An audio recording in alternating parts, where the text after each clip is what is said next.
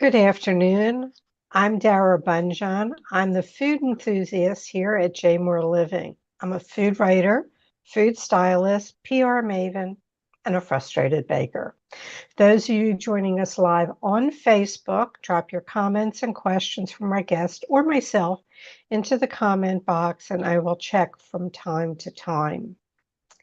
Today's guest is Chef Mark Mills, owner and operator of Chocolates and Tomatoes Farm. Mark is a seasoned chef, educator, chocolatier, sustainable farmer. Chocolates and Tomatoes Farm uses a unique blend of regenerative agriculture.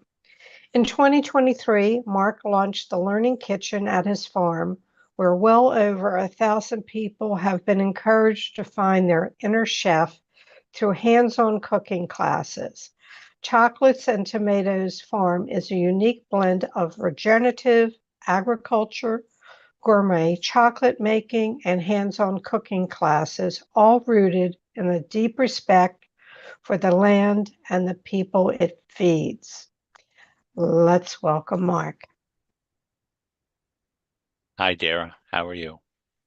I'm fine, Mark, and we had a chance to talk a little bit before we went online, but what I wanted, I'm just pulling up the technical stuff in the back. Um, Lost the thought. Yay. It's all right. Yes. Welcome to senior life. We had a chance to talk beforehand. We're playing sort of catch up.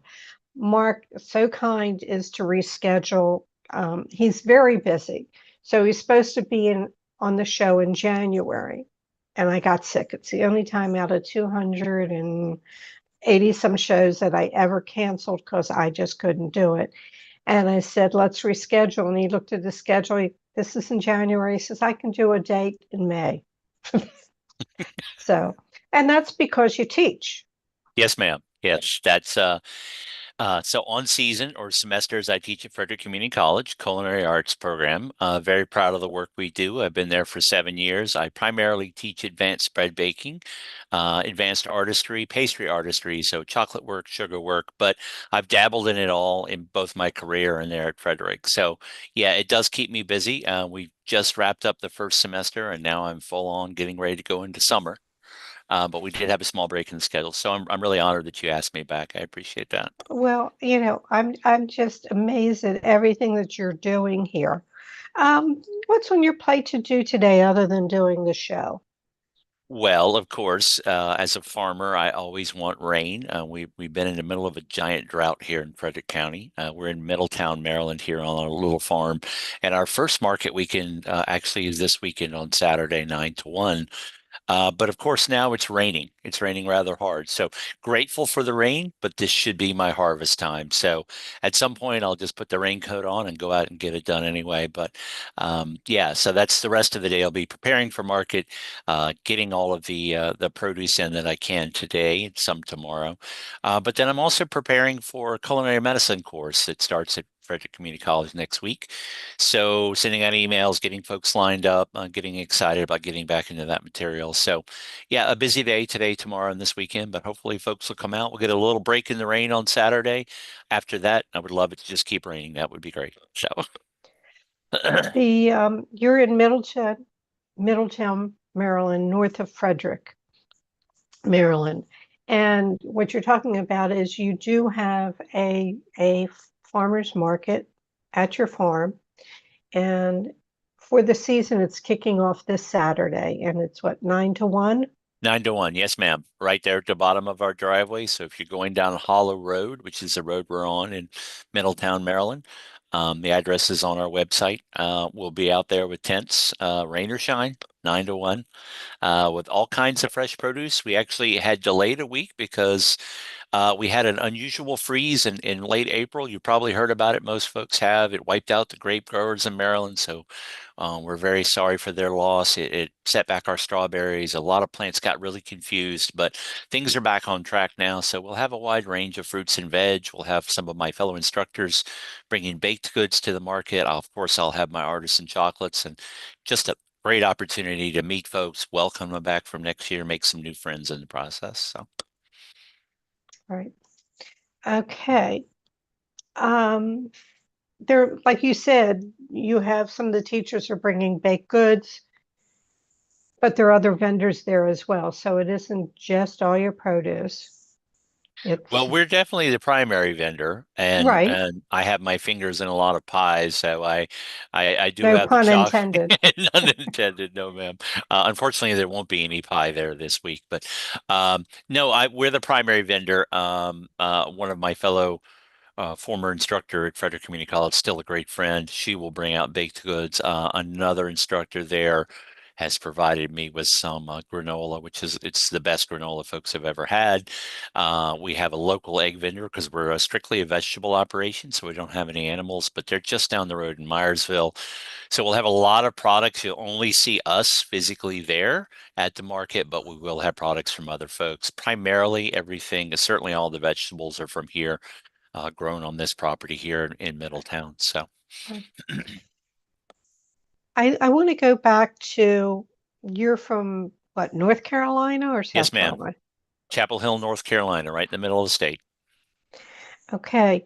In growing up, what was your family table like? Was farming part of your family history or not? Or tell me more about your family table growing up. So, farming was a part of my family history, but only tangentially. North Carolina was a big tobacco growing region. My great aunt had a tobacco farm that had stopped producing tobacco by the time I was, 10 years old or so. Prior to that, I did have the opportunity to be involved in a little bit of the tobacco handling and such, but there wasn't really a history of farming in my family. What there was a history of is gardening. Um, and back when I was growing up in the 70s and 80s, produce tasted like produce, specifically tomatoes, which are my favorite. Somewhere in the mid 80s, tomatoes started, perfectly round and red, but tasted like cardboard. So I was reminiscing from my childhood, going to the beach in North Carolina. It was about a 4-hour drive. We'd always stop on the way. We'd grab some roadside tomatoes from a stand and have BLTs all week. And that really inspired me to always have a garden. So there wasn't a huge tradition of anything other than small scale agriculture in my family, but it's definitely been a passion of mine. And that's kind of how I got into farming, was piggybacking on that passion for just having really fresh, wonderful produce. And as a chef, I'm always looking for something interesting to grow that you're not going to find in the grocery store. So. Right. Um, and the tomatoes, each year you grow 20 different varieties, though there are many more. Yeah. Yeah, and so Um, sometimes it's far more than 20.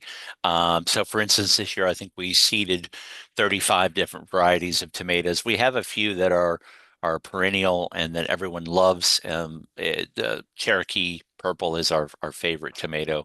That's the one that I reminisce from about North Carolina. So we love the heirlooms. We don't grow anything that's not an heirloom. Every now and then a hybrid will sneak in there if we need a cherry tomato or some, but we're always sourcing for flavor. It's really part of a unique part of who we are and what we do. So when did the bug to be a chef come into play? it's Tell me ironic. about that. Yeah. So there was no tradition of being a chef in my family, or I was in the University of North Carolina at Chapel Hill pursuing a history political science degree, and I needed to pay for it. So I went to work as a dishwasher in a Mexican restaurant. And one day the line cook called out. So as this happens in the restaurant industry, I became a line cook to cover that shift. And then after a little bit of finding that I enjoyed that, I needed some pocket money, so I became a server.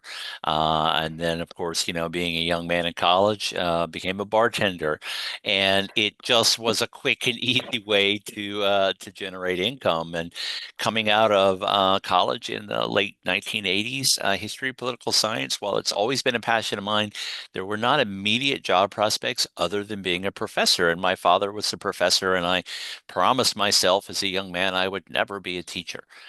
Go figure. So I kind of just fell into the life. all of my friends were in the industry, late nights, all the rest, bounced around with mom and pops. And then really didn't ever think of it as a passion at the time. It paid the bills, it was something I did. I gradually got better, always learned from. There was a Cajun chef that trained me early. So I found I've always loved food. I've loved the taste of it, but it was just something I was doing. And then in the early 2000s, I went to work for Ted Turner, who we just recently lost. Um, Right. he at Ted's Montana Grill, which is a nationwide chain of bison burger chain restaurants. And throughout the work with Ted Turner, I was able to travel the country, helping train and open new restaurants, and then really found a passion for not only food, but the teaching part of it, really being able to impact people's lives and to see people that were doing exactly what I did, coming in to get a job, to get a paycheck, and showing, hey, you might really be good at this. You might really have a passion, and seeing that light go off in a few eyes, and that's really inspiring. So that really kind of kick-started the food journey. And of course, by then I was already in my 30s, so it was kind of a late start. But I'm so grateful I got the opportunity. So Um, you, I listened to a quick interview. Your wife finally got her degree and said, "Okay, now it's time for you to go back and get a degree."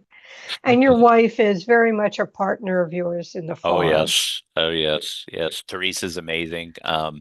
She is not as actively involved in planting the crops and all the rest, but she does all of the back end work. We wouldn't have the learning kitchen the way we do without Teresa. She's so good about publicizing the educational work. It's a real passion of hers to be involved in introducing people to the local produce, bringing them into the cooking classes. So very, very integral. Would not be a chocolates and tomatoes farm without her. Yeah, so for me, it was I had actually was finishing up my time at Ted's, and it had been a good 12 years, and so she was finishing her PhD in public policy, and she said, you've carried the load here while I was in school. So if you'd like to go back to school, you certainly can. I'll support you on that. And I thought about it and I said, it's been a good 20 years since the history of political science thing happened. So I'm not terribly sure that's a direction to go, but I'm tired of my bread failing half the time. And I'm tired of pastries not working out the way I want because I'm always a dabbler. I'm always looking for something new. It's that shiny object kind of syndrome, oh, what's over Right. here? What's over there? Um, and so there was a great pastry school in Gaithersburg called L'Académie des Cuisines. Very well known. Unfortunately, they closed in 2017, but I got in 2012, went to pastry school, fell in love with chocolate. My first introduction to making chocolate, the science of chocolate, all things mystical about chocolate. And then I got to go work at the Park Hyatt Hotel in DC with the Michelin-starred Blue Duck Tavern restaurant, and I was making a couple hundred pieces of chocolate a night for service. And it really was like a kid in a candy store, no pun intended. I got to go in, decide the flavors I was going to make and all. And I knew when I came out of that whatever I did, chocolate would be a part of it. So yeah, that Right. was a wonderful opportunity.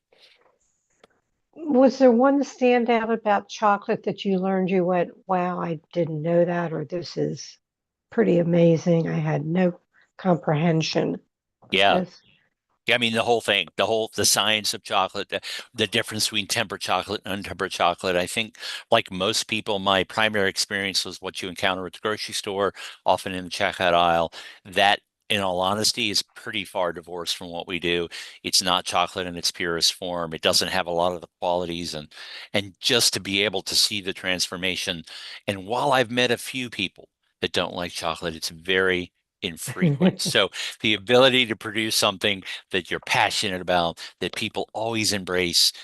Just that's as a chef, that's really what keeps you coming back. Is you're not cooking for yourself, you're cooking for the world and for your population, and to see people's reaction. So just magical how you could Right. transform it and people's response. So yeah. I want to tell people specifically everything we're talking about you can find at the website, which is chocolateandtomatoes.com or chocolates and tomatoes Instagram, chocolate and tomatoes Facebook.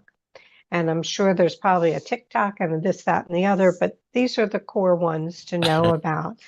And the cooking classes. The cooking classes that they do at the Learning Kitchen. Um, I was very famous for, I wasn't famous, but I was very big in taking cooking classes, and we're going back in the early 80s. Around that time, I was into that, and there were very few. There was only one place through the Church of Redeemer. There was a French woman doing cooking classes that were hands-on. Otherwise, you just watched people. Um, and the Learning Kitchen, you're doing classes like I think one of the new one is focaccia, and you're doing pizza, and you're doing hand pies. And I want to come out and take a class, but I want to do the daytime classes, but your classes sell out. I have to wait until July to find a daytime one to come out. I was speaking to my girlfriend. It's not that I can't cook, but I probably want to take something that's baking because I said I'm a frustrated baker. Sure. And, and that's where I want to go. And I more we were talking about food as medicine. You're starting to teach that course, and you were the first um, community college that was doing food as medicine. This is a very deep subject, and it's percolating more and more as I see it. And we talked about Corby Coomer and food and safety at Aspen. I'm sure you know other places, but you have been a certified culinary medicine professional. You have been certified. Can you tell us a bit about that class and what you're doing in food and medicine? Yeah, absolutely. We're so excited about that. I've been excited about it since the opportunity came along. So Elizabeth DeRose is the program director at Frederick Community College Hospitality Tourism Institute. And she went to a session and found out about culinary medicine. It was a wonderful program being offered through the American College of Culinary Medicine, and we were the first. So I was actually in training online as we started our cohort. So I was kind of a few weeks or a few months ahead of my students, but such a journey, such a wonderful program, so necessary.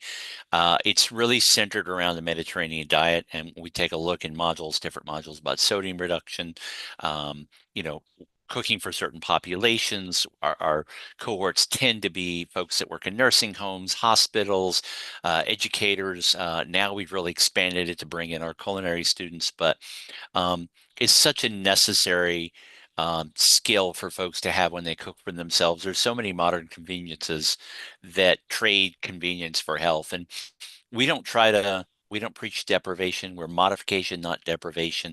We don't teach it. Salt is the foundation of flavor. It's going to be in your diet, but how do I reduce it and not really notice? How do I take a diet that you normally consume, that your population consumes, and help you modify that so that it's a seamless transition?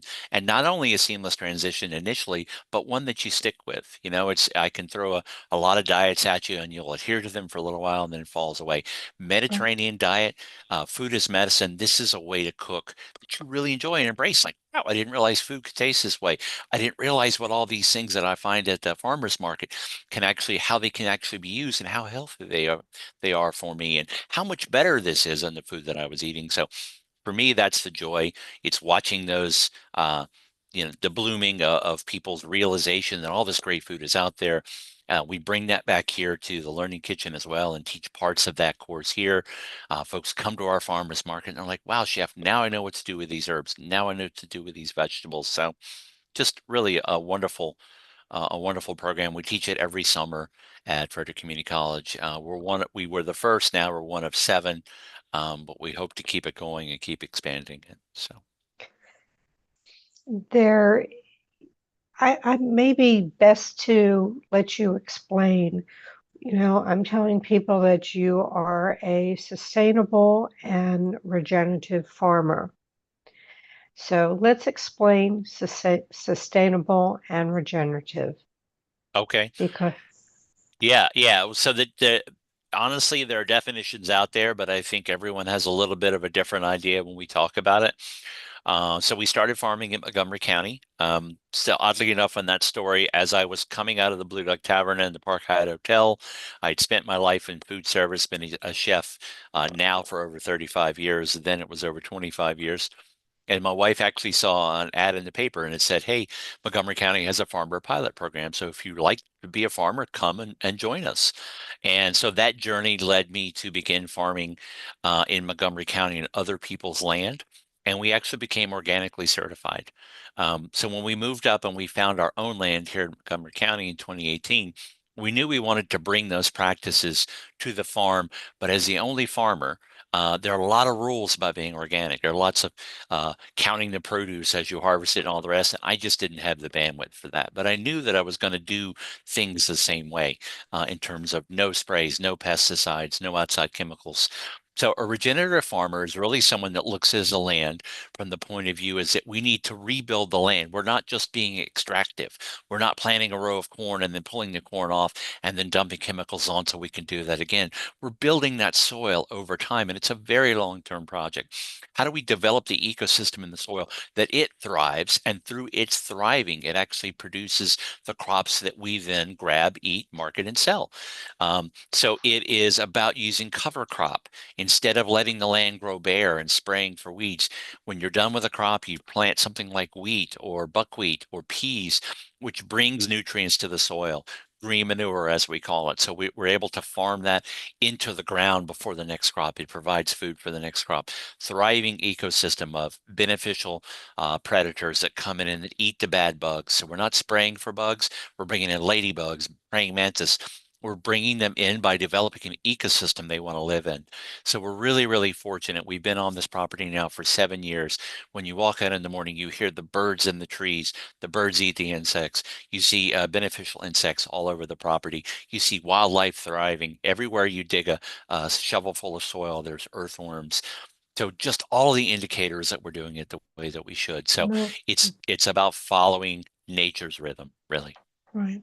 And you actually keep bees on the property too, don't We you? we do. Now, I don't personally keep the bees. I'm far too busy, but we have about 30 hives a year. We have a great beekeeper named John Claypack. He owns Western Maryland apiaries. He comes out, keeps the bees. The bees actually give us pollination. They produce honey.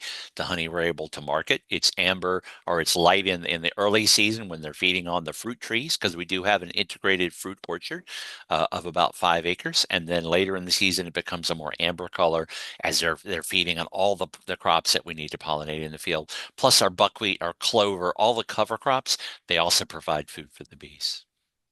Didn't you plant, I think there was a slight problem with the freeze, but you did like tillage radishes because of how they root and drain off? Yes, ma'am.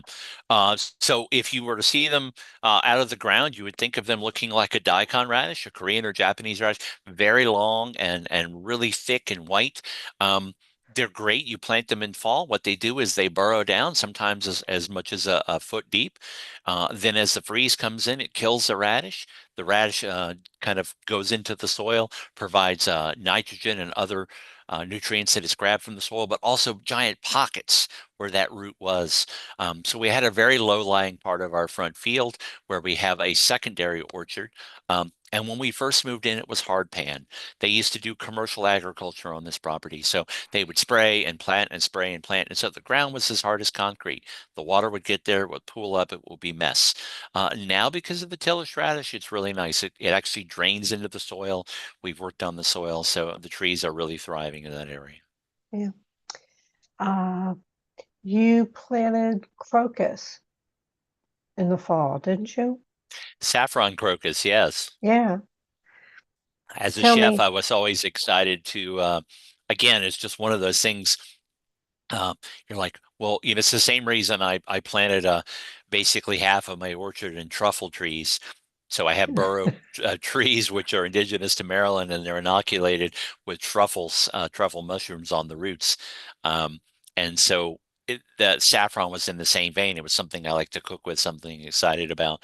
So I actually planted them in the fall, the crocus bulbs, thinking like normal crocus that they would pop out in early spring.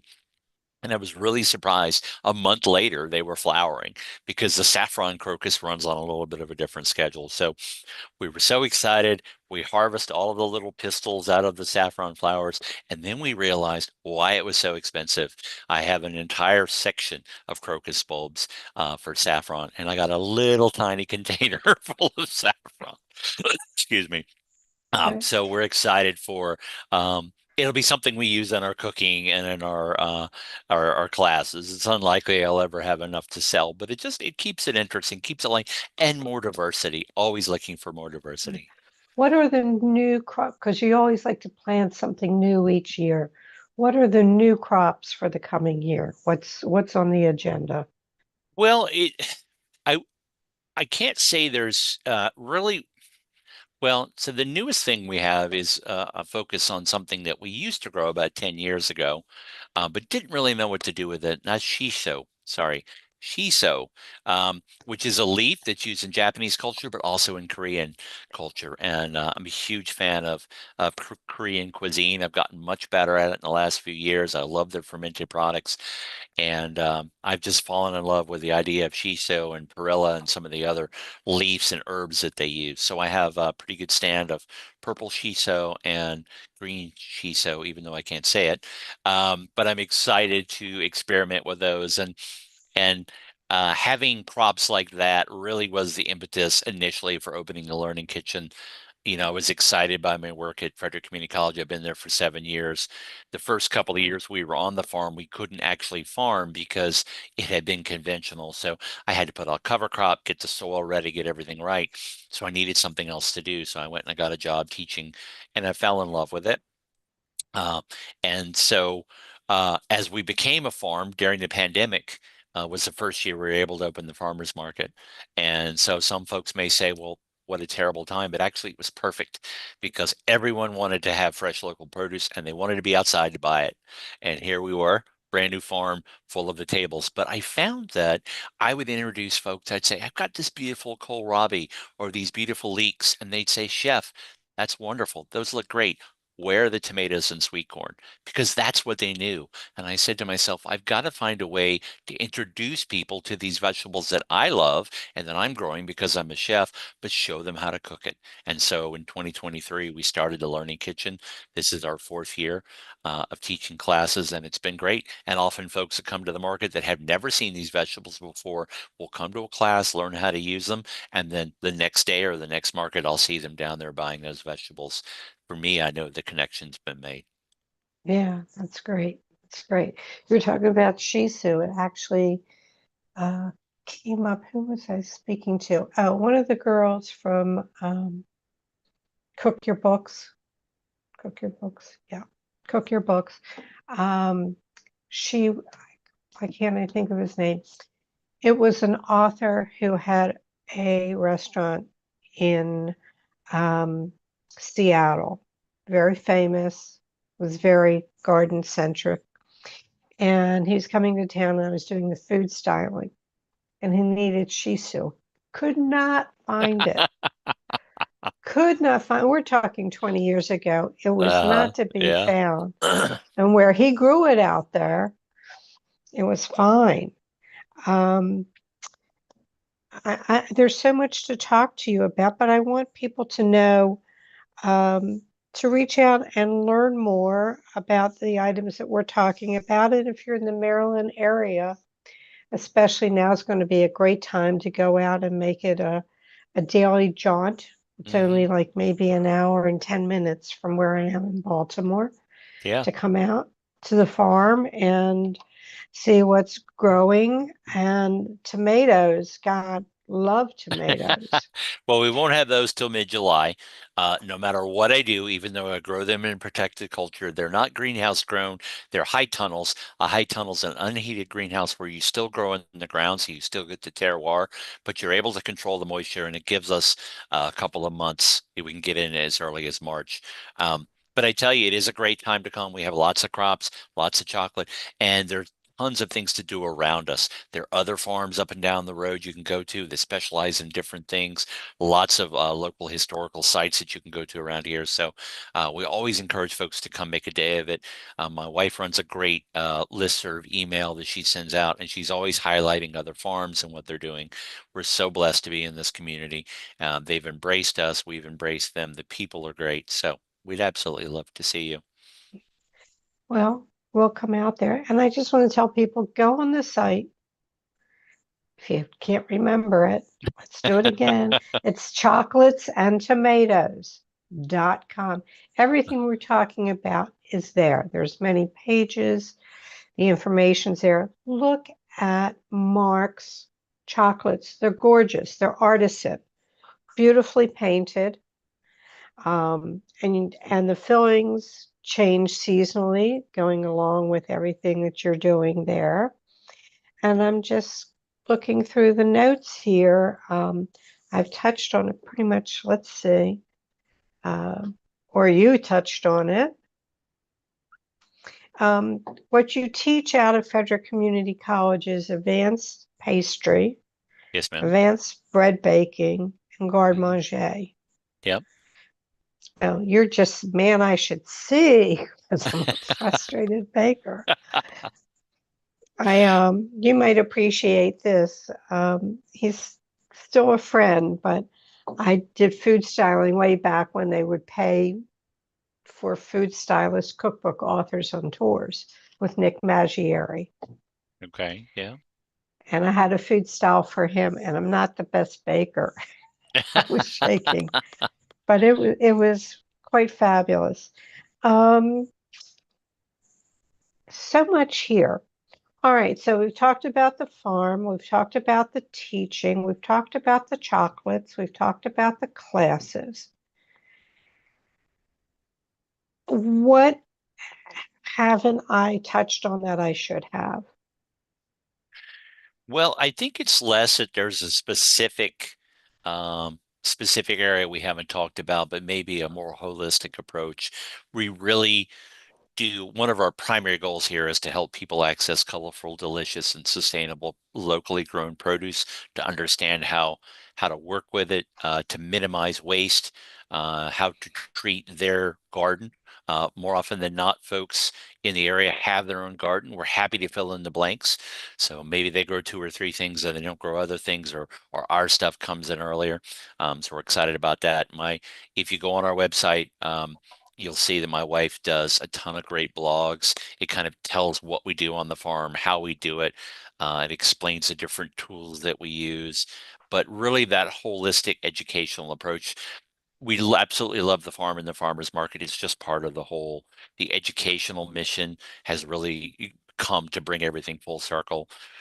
We teach chocolate, we teach how to work with produce, so we teach it all in that setting. So um, just yeah, we're happy and excited to see where it goes. We want to be a community gathering place where people can come and make them and their families' life healthier and happier. That's really what we do. And then Frederick Community College, we're so honored and blessed to be able to shape the youth of the next generation. I have kids still in high school, and I have adult learners that have come back, and such different approaches to material, but both really invested, and just a joy to teach. So yeah.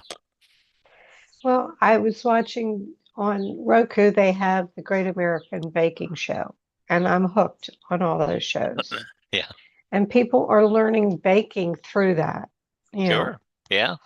But I was watching, was it last night or it was Bread Week, and they had focaccia and how it failed for every one of them. Well, I Uh, tell you, it's a simple bread to make. It's a difficult bread to master. So many things are baking are that way. And when you begin to learn the science of it, like I said, I got into pastry because I was tired of my bread. I would make bread for family meal at restaurants. I was responsible for feeding the staff and half the time it would be delicious and half the time it would be dense and like a rock and nobody would want to eat it. So how do you fix that? What factors come into it? And then once you learn the chemistry and science, you're like, this is exciting. So we get to work with local bakers here at Twin Bears Bakery here in Frederick. They're sourdough masters. They come and teach to my class in Frederick Community College, and so with the opportunity to explore starters and fermentation, but it's very addictive once you get into it. But it's all about chemistry. And in a fun way. It's chemistry. It's not a test tube or a beaker. It's a loaf of bread you get to eat when you're done. So, Right. yeah. Right. Excuse me. It's okay. Um, I had uh, this woman on last week, Monte Carlo, and she has a cookbook coming out Spanglish, but she had a quote that I brought up in the book that I thought was well written, and I'm going to repeat it here because I think it sort of fits for what you're doing.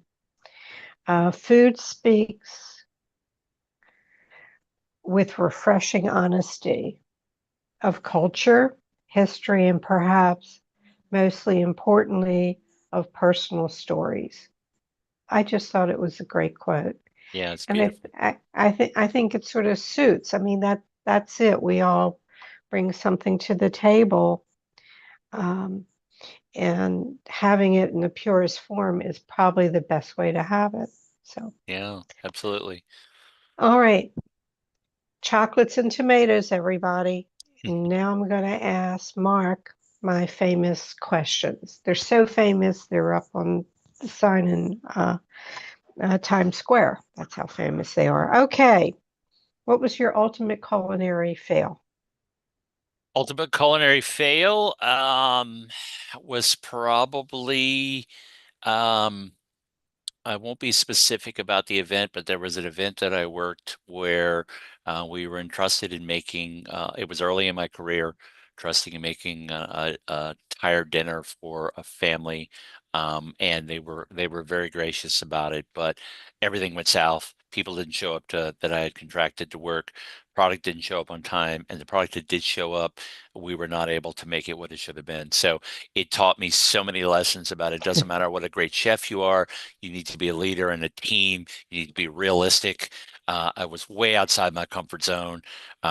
I've learned as over time as a chef, when you design a recipe or look at something, think of all the things you want to go into it and begin removing them one by one and to see how few ingredients you can get to and still get the result you want. So every time we fail, that's when we learn.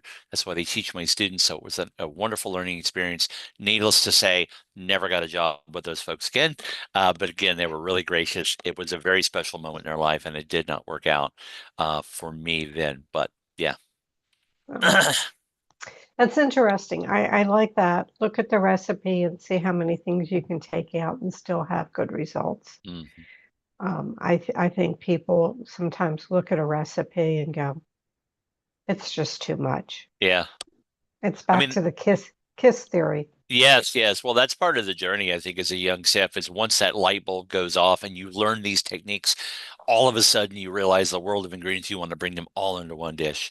And it's a maturation and the advancement of your skill when you start to realize what can I do with less. And that's where fresh ingredients like what we grow here really come into play. That the individual ingredients carry so much flavor, you don't need 1,000 bells and whistles. So. No. Nope. All righty. If you could go back and give your 18-year-old self a piece of advice, what would it be? To be a lot more focused in my career, to be a lot more aware that things change and they change rapidly. um, to actually consider food as a career. Back in my day, you had the Galloping Gourmet, Julia Child, Jacques Pepin, but it wasn't a career that was certainly not in my childhood or my service that was seen as anything more than a menial service job for the most part. So my passion for food, I think, could have been nurtured early on. In a lot of ways, I'm a little bit jealous by the folks coming up today because there's so many outlets for them to see what a wonderful career and wonderful thing being in the food business Right. can be. So yeah, probably that. Just be a lot more aware, a lot less into my teenage self, and a lot more looking forward. Okay. If you could wake up tomorrow morning with a new talent, what would it be? Language.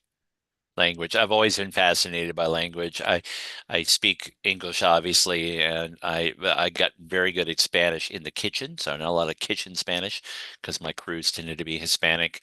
I took that in school, but the ability to travel the world and understand the cuisine in the language or the context and the language that's actually spoken and presented, Wonderful. definitely be language, yes. What are two must in your refrigerator? Two must in my refrigerator: eggs. And they're so versatile in pastry and in savory cuisine without a doubt. And these days it's coffee, but because I tend to drink iced coffee. But in terms of a staple, honestly, I really like to have some of the different jangs. So Korean cuisine is based on these three different kinds of fermented soybeans called the jangs, and there's one in the middle that's not too spicy and it's not too savory. That's perfect. So I think you can take that and you can pair it with my veg. And it'll make something really spectacular and magical. Garlic too, if I could have three, because my wife is half Italian, so we got to have the garlic I'll in the let family. you, only because you're very special. You can have three. All right. What's the best bite you've had all week? The best bite I had all week, I had last night. I had created a Mediterranean rice dish with dates and apricots. We had some pork sirloin roast that I had cooked off the other day, using some sorghum molasses and um, some Middle Eastern spices. And then yesterday I harvested some Brussels sprout tops. So if you top the Brussels sprout plants, they actually produce all of the little Brussels sprouts on the side at the same time. And then I cooked those off with a little bit of heat, some chili crisp, to kind of pair with a yogurt sauce. I think together it was amazing. They were all wonderful components that had been used for different things, and it brought them all together, and it was pretty amazing. So yeah, that's the joy of cooking and growing, having those moments where you can try things out. So Yeah, just go out and go, I'll take a little of this, I'll have a little yes, of that. yes, Yeah, yes, absolutely. absolutely. And I think I sort of asked you this a different way, but I'll ask it this way just in case. What didn't I ask you that I probably should have? Um, Gosh, I don't really know. That's a tough one. I think we've covered a lot of ground. We've talked about all the different aspects of the business. A question sometimes people ask me is, why do you do so many different things? Um, the answer is I'm just not, I can't just focus on one. I can't just be a farmer, right? I also want to be an educator. I can't just make chocolate. So I yeah, often wonder, had I just, if I was able to just focus on one thing, where could I go with that? But I'm excited by trying to bring the holistic vision of chocolate and tomatoes forward. So um, that's really all I can think of. So, It's part of your creative juices. You have to, I think you were looking, what was it, your wife political science or you were political I was science? political science and history. I've always loved history. Yeah. So Yeah, probably better off on the farm. yeah, these days for sure. Yeah. So Absolutely. yeah. Mark, I want to thank you for joining us and waiting the 5 months to come back on the show. I wish you all the best. I hope to get out to see you and maybe get into one of your cooking classes that you're doing during the day. Because us Well, old Pope don't like to drive real far in the dark anymore. I understand. Dara, it's been a joy. Thank you so much for sticking with me, understanding about our schedule. What an honor to be on your show, and it would be an honor to meet you and see you in person. So we look forward to the opportunity. Thank you, Mark, and all the Thank you. best. Continued success in your endeavors. And I have a couple of announcements. Okay. Okay, everyone. Show number 286 next week will be Monica Segal, or you might know her by Monica Bahide, equal parts storyteller and globetrotter. She is an award-winning author. Monica writes in a variety of genres and has acclaimed memoirs and cookbooks. The site that I just mentioned before, Eat Your Books, chose Monica's memoir, A Life of Spice, as one of the top 5 food memoirs of 2015, and Top Chef's Padma Lakshmi picked Monica's Modern Spice as one of the best cookbooks ever for Newsweek. Her first children's book, Papa's Butter Chicken, was released in 2014 to great acclaim. She has been a staple in the DC area and in the food arena in the Maryland, DC area, and even much further. So I'm looking forward to having Monica on. I hope you'll join us. If you need to reach me, my Instagram is at Dara Cooks. I am also on Facebook. The Facebook page is The Food Enthusiast. Feel free to go back in the show's archived interviews at jmoreliving.com. On the menu, you will see a food column. Just hit the drop down, the Food Enthusiast tab, and all 285 shows will be up there for your perusal and enjoyment. And don't miss the link to sign up there for the free bi-monthly food newsletter. We truly appreciate when you share our show with friends and family. May your plates always, always be full. See you next Thursday.